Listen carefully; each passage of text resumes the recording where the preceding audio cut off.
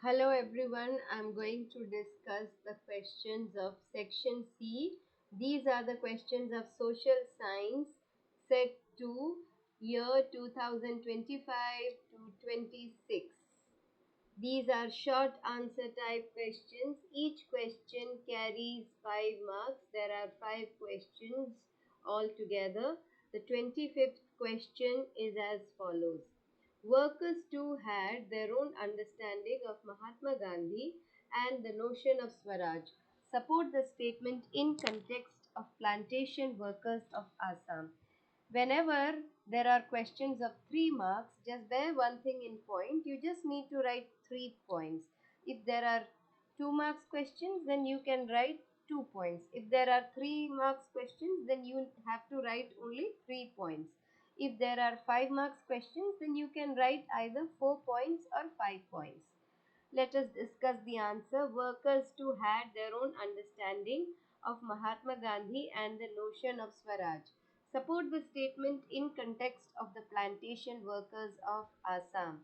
Plantation workers in Assam believed that Gandhi Raj would end British rule and they would be allowed to return their native villages.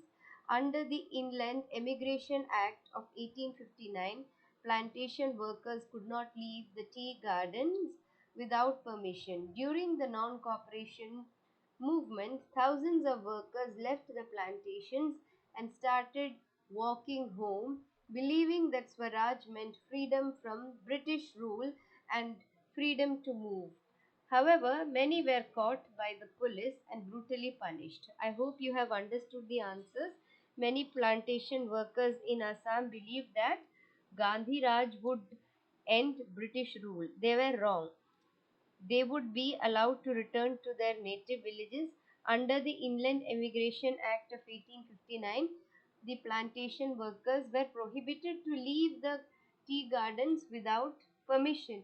During the non cooperation movement, countless workers left plantations and started walking home. They walked home freely, believed that Swaraj meant freedom from British control and freedom to move. However, they were caught by the police and punished in the worst possible manner. Let us discuss the next question. The 26th question is like this. Explain the importance of political parties in democracy. The answer is like this. Explain the importance of political parties in democracy. Political parties contest elections and provide people with different choices. They form and run the government by making laws and implementing policies. They act as a link between the government and the people, represented, representing public opinion and ensuring accountability. This is a question with regard to civics. I'll move on to the next question. There is an option between section A as well. There is an option between 26A as well as 26 question B part. You have to attempt the question that you know very well. The B part question is as follows. Why did India adopt the multi-party system? Why are there numerous parties in India? Explain with suitable arguments. The answer is as follows. Why did India adopt or follow multi-party system? Explain with suitable arguments. You just need to explain any 3 points. The 3 points are more than enough. India is a vast country with great cultural, social, linguistic, and regional diversity. One or two parties cannot represent everyone. Different political parties represent the interests of different regions, communities, and ideologies. A multi party system provides greater choices to voters, encourages healthy competition, and strengthens democracy. I hope I made myself clear. India is a vast country, it's a huge country with great social, cultural, and linguistic as well as regional diversity. One, India is a very big country with a lot of diversity. one or two parties cannot represent everyone.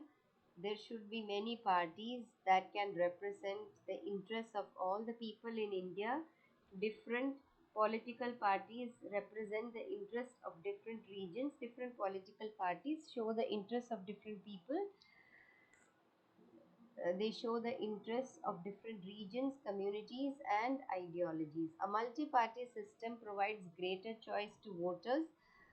It can give a lot of opportunities to voters, encourages healthy competition, and strengthens democracy. Now the let us discuss the 27th question.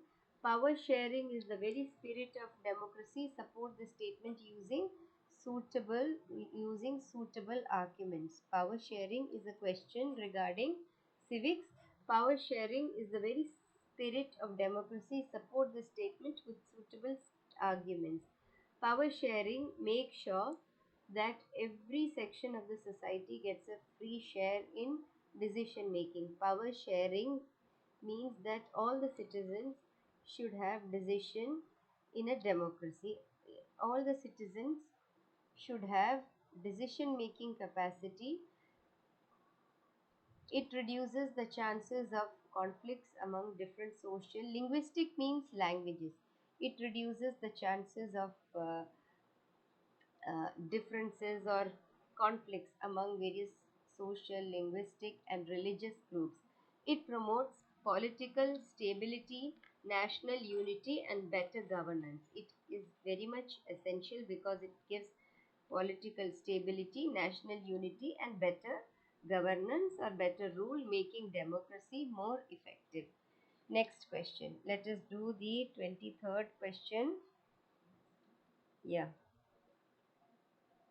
The 23rd question is as follows.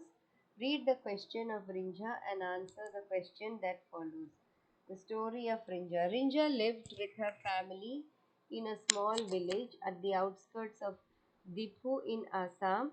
She enjoys watching her family members clearing, slashing, and burning a patch of land for cultivation. She often helps them in irrigating the fields with water running through a bamboo canal from the nearby spring. She loves the surroundings and wants to stay here as long as she can, but this girl has no idea about declining fertility of soil and her family search for a fresh patch of land in the next season. What type of farming is Rinja's family doing? Describe any two of these characteristics. The answer is as follows. This is the answer. So the answer is Rinja's family is practicing shifting cultivation. It's also known as Jhum cultivation. And describe the characteristics of this type of farming or cultivation. A patch of forest is cleared by cutting down or by chopping down and burning vegetation. Shifting cultivation is when a patch of forest is cleared by cutting down or burning vegetation, and crops are cultivated for a few years when the soil becomes infertile. When the soil loses its fertility, the farmers move to a new patch of land, leaving the old land to regenerate naturally. So, shifting cultivation is when a patch of land is cut or cleared, or maybe it burns vegetation, and crops are grown for a few years. The crops will be grown for a few years. When the soil loses its fertility, the farmers go to some other land, leaving the old land to generate itself. Okay, so a patch of forest is cut or burned, it burns the vegetation. When the patch of land loses its fertility, the farmers shift to a new patch of land, leaving the previous land to regenerate naturally. Now, we are about to finish it. Let's discuss the last but not the least question. Explain the differences between the organized and unorganized sector of economy. What is the difference between organized and unorganized sectors of the economy? Now, organized sector is registered with government and follows. Unorganized sector follows labor laws. Now, the other difference is that the organized sector is not registered and it generally doesn't follow labor laws. And the next one is the point under organized. This is a difference. These are the differences between organized sector or unorganized sector. In organized sector, the organized sector is registered with the government. The unorganized sector is not registered with the government. So organized sector is registered with the government. The unorganized sector is not registered with the government and does not follow the labor laws. Okay.